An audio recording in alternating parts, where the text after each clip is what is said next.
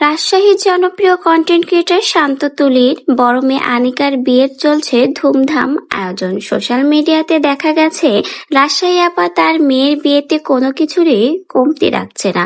Social মিডিয়াতে recently শান্ত তুলির বড় মেয়ে আনিকার বিয়ের নিউজ ছড়িয়ে পড়ার পর নানা ধরনের মতবিরোধী তর্ক বিতর্ক শোনা যায়। অনেকেই বলেছে এত অল্প বয়সে কেন আনিকাকে বিয়ে দিতে হবে, আরো কিছুদিন লেখাপড়া করুক, তারপরে না হয় বিয়ে দিক। অন্যদিকে আবার কেউ কেউ বলছে গ্রামের মেয়েদের একটু তাড়াতাড়ি বিয়ে হয়ে যায়, কিন্তু শান্ত তুলি তার বড় মেয়ে আনিকার বিয়ের আয়োজন কিন্তু নিজেদের সাধ্য মতোই করছে, কোনো কিছুর কমতি রাখছে না।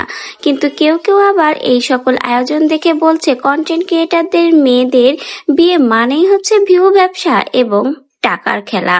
আবার কেউ কেউ বলছে শান্ত তুলির মেয়ে আরো 1 বছর আগেই নাকি পালিয়ে বিয়ে করে নিয়েছে, এখন সেটা মেনে নিয়েছে পরিবার, তাই তো এবার ধুমধাম করে আয়োজন করে বিয়ের অনুষ্ঠান করছে। তো ব্যাস এত সমালোচনা কোনোটাই কিন্তু কানে নেয়নি শান্ত তুলি। তারা তাদের বড় মেয়ে আনিকার বিয়ের আয়োজন নিজেদের সাধ্য মতো করারই চেষ্টা করছে। এমনকি শান্ত ভাই নিজের হাতেই কিন্তু গায়ে হলুদের সকল অ্যারেঞ্জমেন্ট করছে, নিজের হাতেই মেয়ের জন্য সকল কিছু কেনাকাটা এবং মেয়ের হলুদের ড্রেসও তৈরি করছে।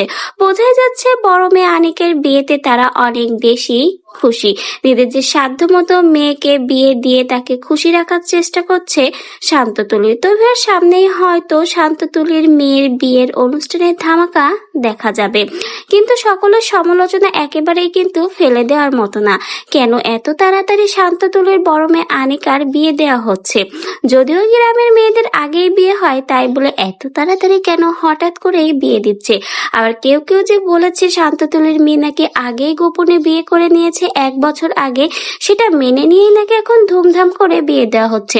এত সমালোচনার মধ্যে আপনার কাছেও কি এই কথাগুলো সত্য মনে হয়? আসলেই কি শান্ত তুলির মেয়ে আগেই বিয়ে করে নিয়েছে? তা না হলে কেন এত অল্প বয়সে বিয়ে দেওয়া হচ্ছে? আপনার কি মন্তব্য অবশ্যই কমেন্ট বক্সে জানিয়ে যেতে কিন্তু ভুলবেন না।